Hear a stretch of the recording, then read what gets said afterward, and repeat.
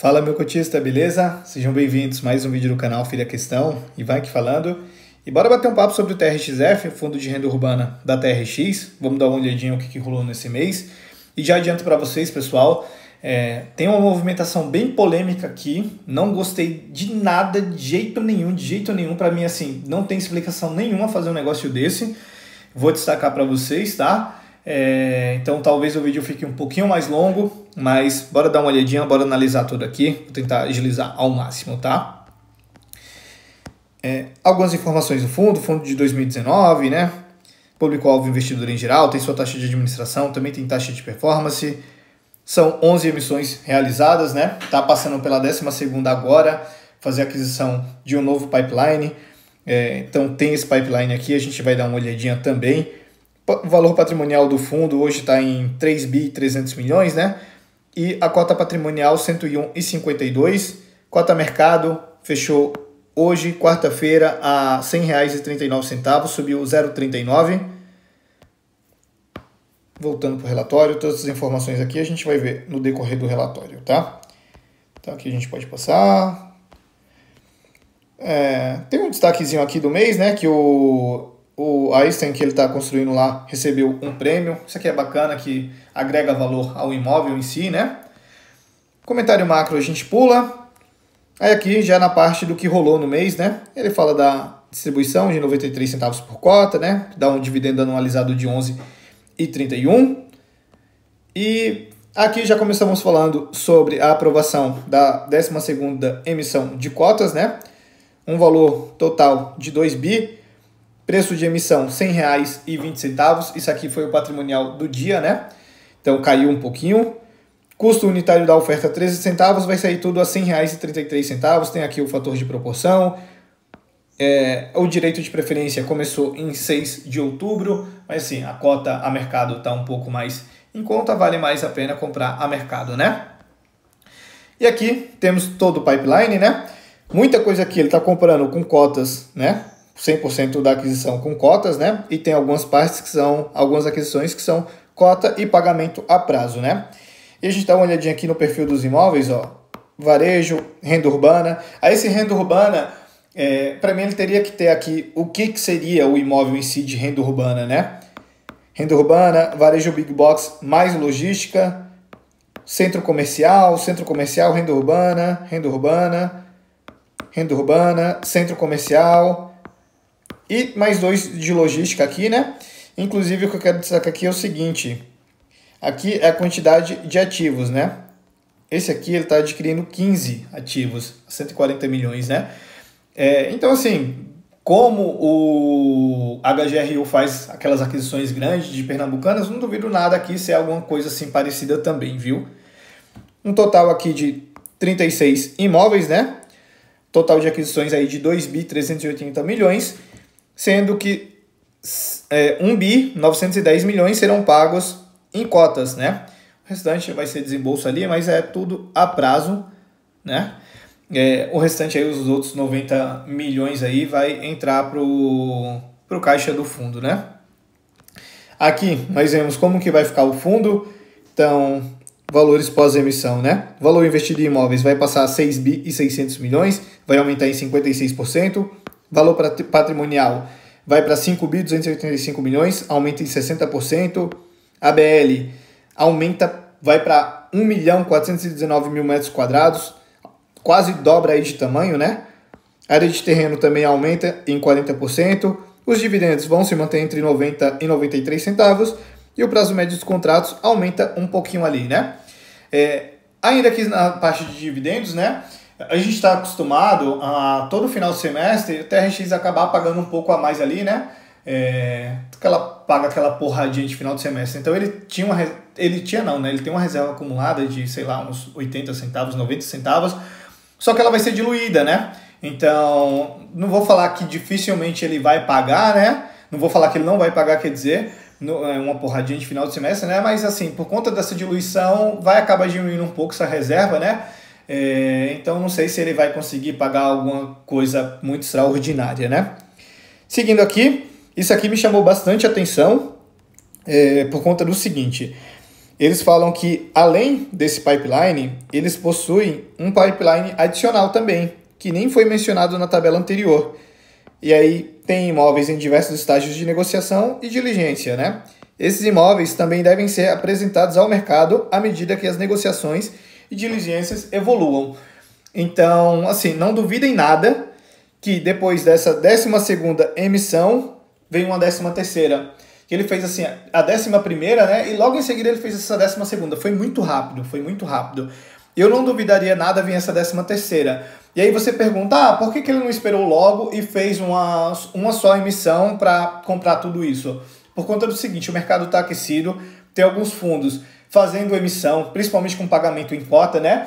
Então, como isso aqui, esse pipeline que a gente viu, ele já tinha tudo acordado, ele precisa fazer a aquisição o mais rápido possível, porque senão ele acaba perdendo, né? Então, talvez por isso eles aceleraram, fizeram essa 12ª emissão, e eu não duvidaria nada vir essa 13ª, né? Visto até que ele nem trouxe aqui esse pipeline, justamente para não chamar atenção de concorrência nem nada, né? Então, não duvidaria isso, viu?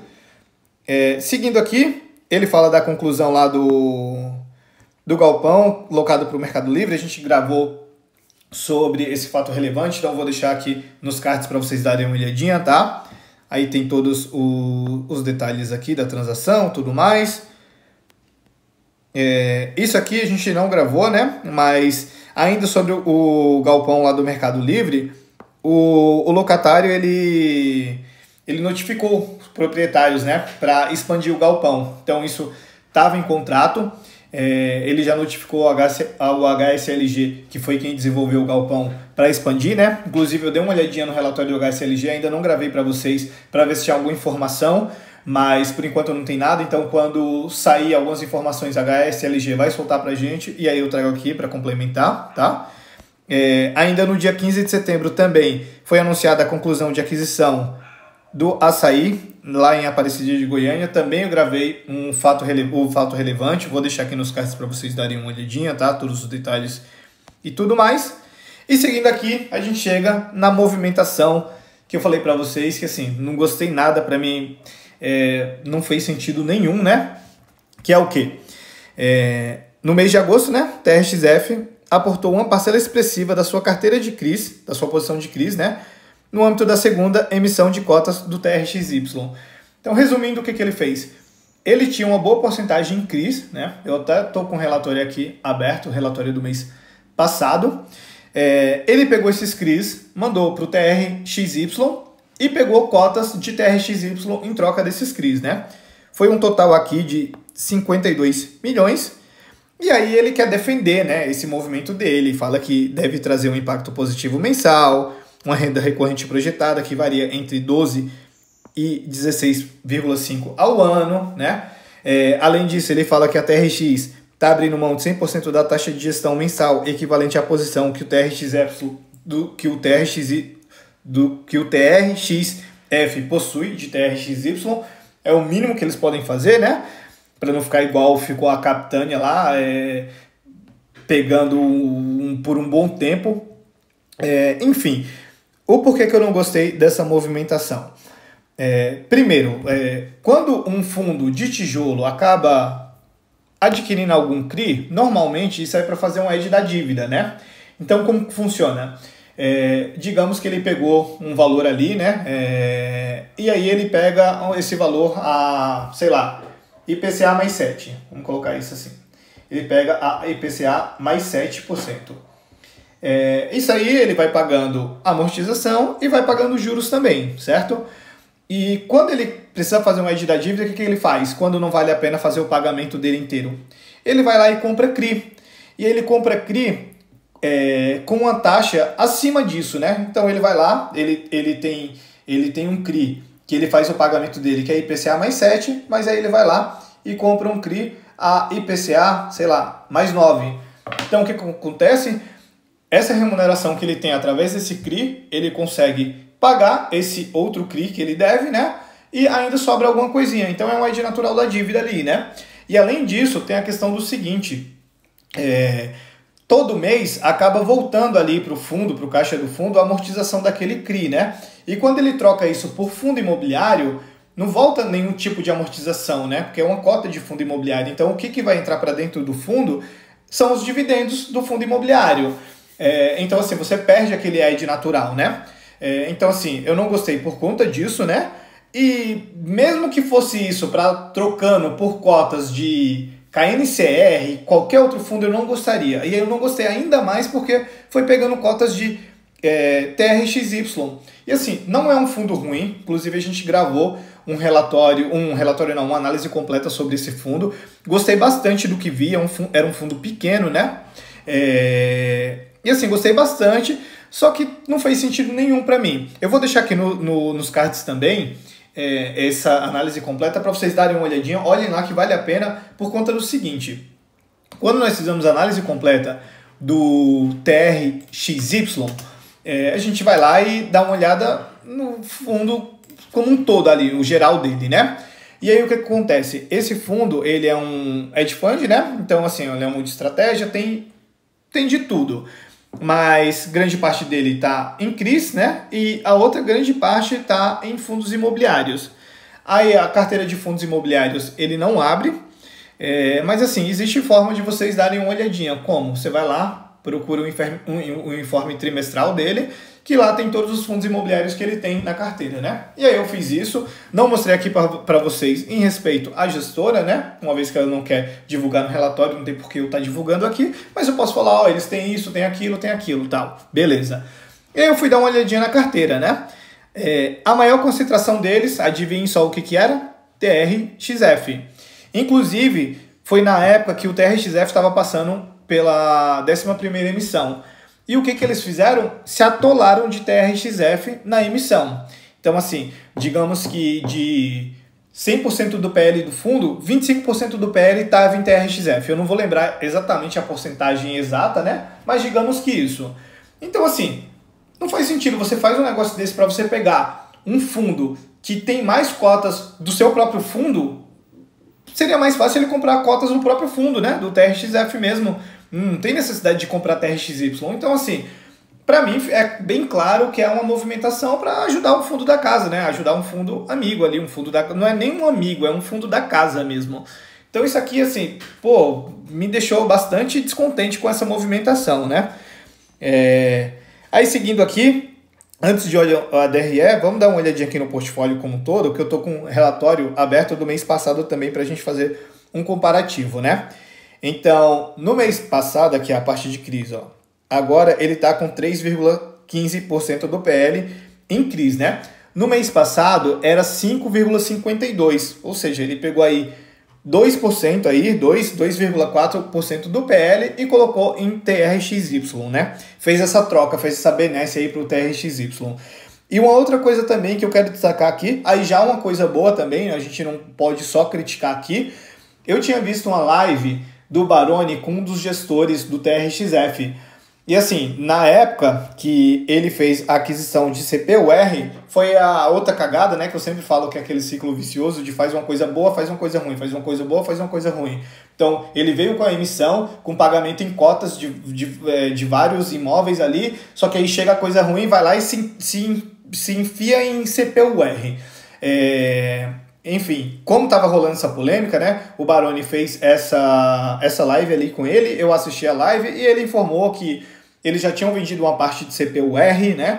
Que ia aparecer no relatório. No mês passado não apareceu, mas nesse mês já apareceu aqui. Então, mês passado ele estava com 6,5% do PL em CPUR e diminuiu para 3,5%. Então, realmente teve essa venda mesmo, não foi só falácia, né? Mas a parte de CRI aqui, que foi o que eu falei para vocês, da troca ali com o TRXY, de pegar cotas dele, que aí ficou bem escancarado isso, né? O restante não mudou praticamente nada, né? Continua a mesma coisa. E assim, isso aqui é um absurdo, para mim é um absurdo sem tamanho. Agora sim a gente pode voltar ao normal aqui, a sequência do relatório. Então, aqui na DRE, no mês de setembro, quanto o total das receitas, né? Total das despesas, então ele girou R$1,03, tá pagando 93 centavos, ainda guardou 10 centavinhos aí para reserva. A reserva que está em 21 milhões, ou seja, 67 centavos, é aqui que eu falei que ela vai ser diluída, né? Acaba sendo diluída por conta desse monte de cotistas novos que vão entrar, né? E vai acabar diluindo aí, né? Cotistas não, por cotas, né? e vai acabar diluindo, então chegar no final do semestre, não sei se a gente vai ter um pagamento igual tivemos aqui, ó, 2,50, 1,51, acho que pode ser que venha alguma coisa assim, mas talvez não tanto quanto a gente imagina, né? Enfim, a gente pode seguir aqui. Temos aqui o guidance, né? Então, de banda superior 93 centavos, inferior 90 centavos, isso aí até dezembro de 2025. Aqui a gente vê a evolução da base de cotistas e volume médio diário negociado, né? Então, 12 milhões, base de cotistas aí em 203 mil cotistas, né? Aumentou bastante, ganhou quase 10 mil cotistas aí de um mês para o outro. Aí temos aqui a parte de multa de aviso prévio, como que funciona, né? O histórico do TRXF. Aqui a parte de reajuste. Então a gente está aqui no mês de setembro, né? Bem pouquinho. Vencimento dos contratos. Então tem um prazo médio aí de 14,2 anos, né? Tem 80% em contrato atípico e 20% em típico. Só vai vencer muitos dos contratos lá para 2035, né? E aqui a gente vê a alocação dos recursos. Então, eu já falei aqui para vocês da parte de CRI, que diminuiu por conta da troca em cotas com o TRXY e CPUR, que foi vendido, uma boa parte, né? Aí ele tem um pouco aqui em renda fixa, em outros fundos imobiliários, 18% em TRXB e 70% direto em imóveis, né? Segmento de atuação, a gente vê um pouquinho de tudo aí, atacadista, varejo, que é o carro-forte deles, né? Casa de construção, hospital, Albert Einstein. Perfil dos imóveis, receita de aluguel por inquilino. Então a gente vê que tem uma certa concentração em açaí, né? Um terço da renda toda dele vem através do açaí. Quantidade de lojas por estado, São Paulo é o maior de todos, né? Então a gente vê aqui 41, 45% da receita vem de São Paulo. E aqui toda a estrutura dele, né? Então isso aqui vai mudar muita coisa também por conta da emissão, né? Então a alavancagem líquida, somando toda a dívida dele mais o que ele tem em caixa, né? É 12,68%. Então, como vai crescer o portfólio ali, ele vai pegar mais dívidas também, porque tem alguns pagamentos lá a prazo, né? Mas como vai crescer um portfólio como um todo, vai acabar dando uma diluída na alavancagem, né? Vai ficar em um nível ali baixo. Mas ainda assim, como eu falo para vocês, né? A questão da alavancagem não quer dizer muita coisa se é 50% de alavancagem ou 10%. Às vezes, sei lá, 30%, 40% de alavancagem tá tranquilo e você pega um fundo que tem só 10% de alavancagem e tá com a corda no pescoço. Isso é muito por conta da dívida no curto prazo e o quanto que ele tem de disponibilidade de caixa, né? Mas de qualquer forma, aqui imaginando, né? Imaginando não, vendo aqui, ele já tem uma alavancagem líquida de 12%, como o portfólio vai crescer muito, ainda vai voltar um dinheiro para o caixa do fundo, né? E provavelmente vão vender algumas coisas também, fazer uma reciclagem, né? Essa alavancagem ela vai ser diluída aqui também, né? Vai diminuir bastante. Aqui a gente vê todos os imóveis, né? Agora são bastante, né? E vai aumentar mais ainda. E aqui a parte em desenvolvimento, então o Einstein aqui, né? Já está 77% realizado, tem algumas imagens.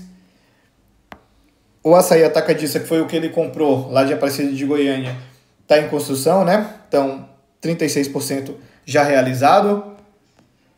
Tem aqui a Obra Max também, 80% já realizado. A gente vê aqui, ó, já está todo coberto, né? Agora é mais a parte interna.